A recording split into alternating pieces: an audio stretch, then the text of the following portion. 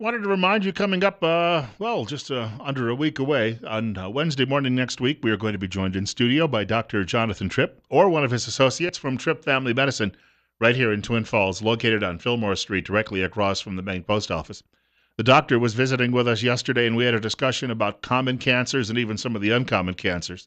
Some of the common cancers do have higher survival rates, though, where some of the uncommon cancers have some of the highest mortality rates. But we tried to focus on the positive yesterday, and that was on prevention and just some things that you should know. Got a couple of good calls during the course of the program. It's Better Health with Tripp Family Medicine. We do it every Wednesday morning between 8:30 and 9 o'clock right here on News Radio 1310 KLIX and newsradio1310.com. And remember, life's too short not to feel good. Came across a couple of things this morning from our Fox, what we call affiliation. They share with us what's called the news feed every morning, and it was just chock full of reaction from various Republicans on Fox programming over the last 24 hours. Republicans who were watching the Democrats debate. Well, you'd want to see what the competition obviously was up to, right? So I happen to think that he's a man that speaks what a lot of people in this country are actually thinking. Dr. Ben Carson said that he nearly fell asleep during the thing. And I was telling you yesterday, I had a friend who was watching, and she fell asleep while she was trying to keep pace with it. Probably wasn't alone. It's 45. Bill Colley with you on Top Story on News Radio 1310 KLIX and newsradio1310.com. And if you'd like to reach our program today, the number 736-0300. This is Ben Carson. He's appearing on Fox News Channel on the Kelly File with Megyn Kelly, and sharing a few of his thoughts about what he happened to see. I watched most of it. I kept falling asleep, but when I woke up, I would see parts. You did not find it particularly exciting? Well, I'll tell you what was interesting was that the candidates really seemed to pretty much embrace the philosophy of the current administration. And it is that philosophy that has led us to this very dismal place. I don't think most people think we're moving in the right direction.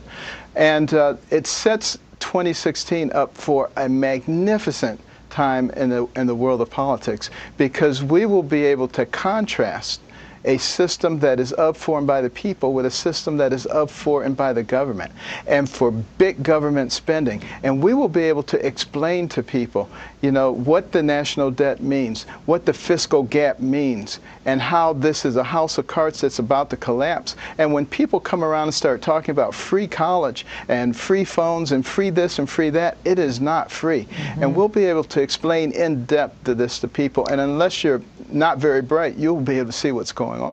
Yeah, if you're not very bright.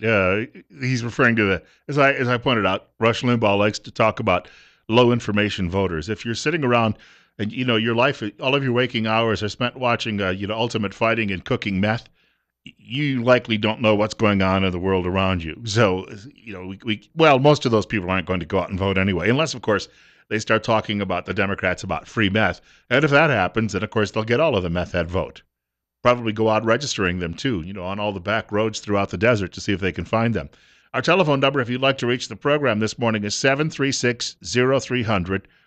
One reviewer that I happened to see yesterday afternoon, I was looking at Real Clear Politics, clicked on a link there, and one of the nation's leading newspaper columnists, forget the name now, I think it was at Commentary as the publication said, it worked out pretty well for the Democrats on stage the other night, or at least two of them, but it's going to be a different story when they actually...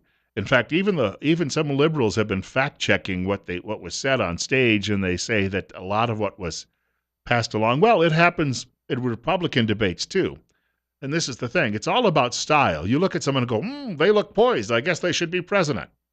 Or that was funny. I guess they should be president. But, we can all come out and sometimes give a great speech. Mario Cuomo was famous for that, couldn't govern. Barack Obama is famous for that, unless he loses his teleprompter. And I would say again, can't govern. Certainly can't, give the United States any respect around the world. That's certainly for sure. 847. And the economy is creaking along, and you've got these candidates who are saying we're going to stay the course. That was a reflection I saw in another column I was reading yesterday. No one on that stage was willing to break away from Barack Obama. This is 7 years of Obama in office, almost 7 years. And what do we have? The economy, according to some recent polls, has never improved. I saw one of those polls today from Fox, in fact, and it says Americans still believe we're in the Great Recession, even though technically we're out of it. But we've been telling you on this program, too, about all of the economic indicators over the last few months, and those are just awful. And yet the Democrats say, well, let's have more of it. They try to blame Republicans, but for the first few years Mr. Obama was in the White House, he had majorities in both houses of Congress. So they could do anything they wanted to. They didn't fix the economy. They gave you Obamacare instead, which, I don't know if you know this, it's been collapsing all over the country, the Obamacare. There's a number of these that's happened all in the last few months. Kentucky's Obamacare exchange has just collapsed. If we get a chance, we'll talk about that in the next hour or two as well. So the Democrats have proved absolute incompetence when it comes to trying to run government, and now they're trying to blame Republicans. No, I'm not saying Republicans are, if you're looking at Mitch McConnell and John Boehner and saying, aha, that's what we need more of, I don't think so. However, the people who've had the most control over this situation, and certainly had the control in the very beginning of this downturn, couldn't come up with a fix. And now they're saying, let's do more of the same. It's 8:49. Bill Colley with you on Top Story on News Radio 1310 KLIX, newsradio1310.com. Ted Cruz making an appearance on Sean Hannity's program last night on the Fox News Channel. He also weighed in on what he happened to see at the debate, the opposition debate, we should point out. I'll give them credit for honesty. Every one of them says they want to double down on Barack Obama's failed agenda. Striking in all of that, they have no solutions to actually bring back jobs and economic growth. Their only solution is they want to spend more, they want more debt. They want more debt. Yeah, we talked about that in the first half hour of the program. How do you expect this country is going to survive in this situation? You don't run your household, well, maybe some of you do, but you don't run it long that way, like the government runs this country. We have a caller with us, and you're up next. You're on the air on Top Story on News Radio 1310 KLIX. Morning, Bill. Before your last break, you were commenting on some of the things that had been said in Atlanta surrounding the dismissal of the Atlanta fire chief. Just to make a point, many of us Christians, rather than being driven by building a congregation, are really driven by the words of our Lord Jesus Christ. In Matthew 10, beginning at verse 32, he says, "So everyone who acknowledges me before men, I also will acknowledge before my Father who is in heaven. But whoever denies me before men, I also will deny before my Father who is in heaven." To me, this is the crux. This is part of the whole reason for my faith, is that I want to be among those that he stands for when that time comes to be at judgment. And it's impossible to make those who don't believe this understand this, because they don't hear the words of Jesus the way he's speaking them. So just a point. And Thanks for your time. Well, yeah, yes. To add to that, if you can stick around for a minute. Sure. Cal Thomas is probably the leading Christian newspaper columnist in America. He's also, I think, he's most widely read. He has been making the point over the last few years that perhaps we should just walk away from all of these big institutions, government, etc., and in essence, not share our faith and not try to find someone in politics who says they'll back us up because they usually let us down. And in his view, we might be better off going and living isolated in our own Christian communities if we can find a way to do that. That's a very powerful argument that he's making. And I think it would say to the Atlanta fire chief, or anybody who's caught between that dilemma, that perhaps you need to find a place where your views would be accepted. If it's not Atlanta, Georgia, you got to find it and go. Well, I certainly think there's a point to be made there. I still have to couple what I have just read over the air with what you said before the break. I think that there is a point where these two couple, and that is that we have a responsibility of Christians, as Christians, to let our light so shine among men that they may see the power of Jesus Christ in our life, and that serves as a door opener for the Holy Spirit. So I think that the two have to be together, but there is a reason why we must continue to fight the efforts of secular government to shut us down. That's not possible for me to be shut down. Mm-hmm. I won't be shut down Yeah, because this is what these two verses that I just read from Matthew are what drive me and my faith. I was just thinking when you said that about what I read about Pastor Abedini last week, and the reason that the Iranian government is not releasing when they're so angry with him and that he's been beaten so often, and is because he is converting people inside the prison.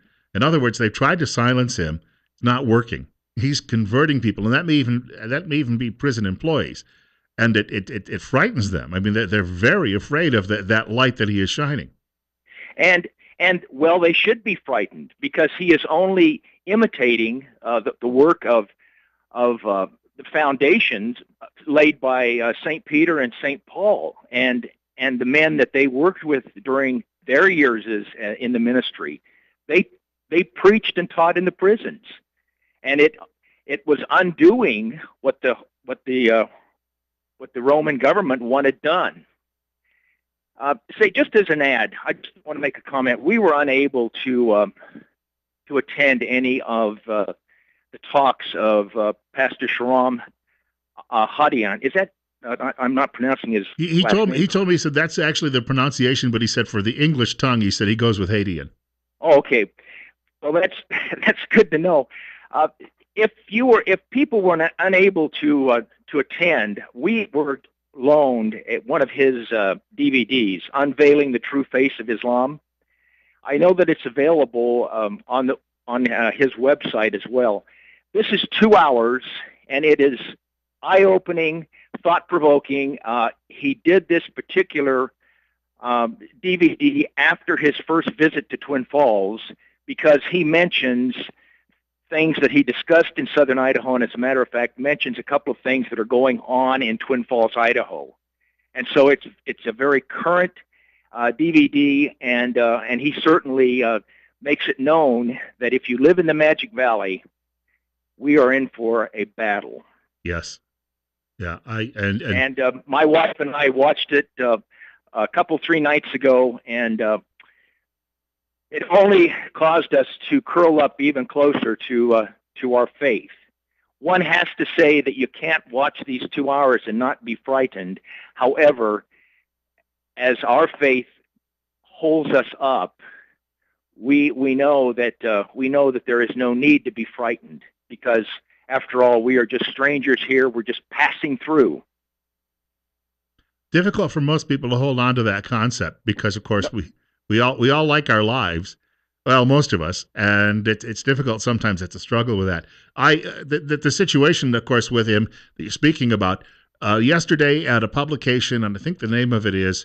I happened to see this blog, and it's nationally. It's a huge national story now, but it comes from American Thinker, and it says thousands of Muslim invaders slated for Idaho. That's the headline of the story, Yes. And then at the bottom of it, there's at least half a dozen links to various people who are shedding light on all of this. And I was reading the last paragraph, and it says "see here," and then it's highlighted in blue, and then "see here, here, here, here."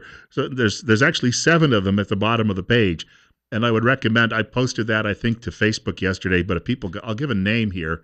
The author is a fellow by the name of woman by the name of Carol Brown, and she's at American Thinker. So if someone would write that down and do a computer search, Carol Brown, American Thinker, you've got to take a look at that because lots of references to Twin Falls as well as Boise. Absolutely. Well, I am so irritated with the stand that CSI has taken in this whole thing. And while I lived away from the Magic Valley for a lot of years while this was building and going on, I am back now. And I 2 weeks ago went to my attorney and had CSI taken out of my will. I refuse to support this kind of so-called education and indoctrination, even though I got 5 great semesters from CSI as my original step-off into college. I've always had great things to say about the college. I think Twin Falls went into it for the right reasons. And what CSI is doing with their authority now are the wrong reasons and the wrong way to go. I thank you very much for the call. Well said. Thanks for the time, sir. All right, take care. There's a blogger in Boise. He's I don't know how I got on his radar, but he's a very liberal guy, and I think he's still living in his parents' basement. And he's just beside himself about Pastor Hadian coming to Idaho. And he had a piece yesterday I get these Google alerts on it when my name pops up, and he's referring to Idaho becoming an ultra-nationalist state. I don't quite understand. This is the same guy who claimed that I was an outside invader because I was born in upstate New York. In a dairy farming town, I should point out, too, that was mainly conservative, Republican. And in a matter of like 3 blocks downtown, there were 7 churches. So, and they were all filled. And he called me an outsider, but he said that these refugees coming in, they're not. That's his logic in that. But he's mocking Pastor Hadian in his latest blog. And then he mocks me too as well and says that people like Mike Crapo shouldn't come on our program because we're ultra-nationalists. Well, I guess I'd rather be a nationalist than unpatriotic. I just believe in the future of this country, what's left of it, and someone like that, I don't know what they believe in. 8:58, Bill Colley with you on Top Story. 9 o'clock news is just ahead. Hope you can stick around. We've got more coming up. Speaking of the economy earlier and health exchanges, got some details on some troubles there.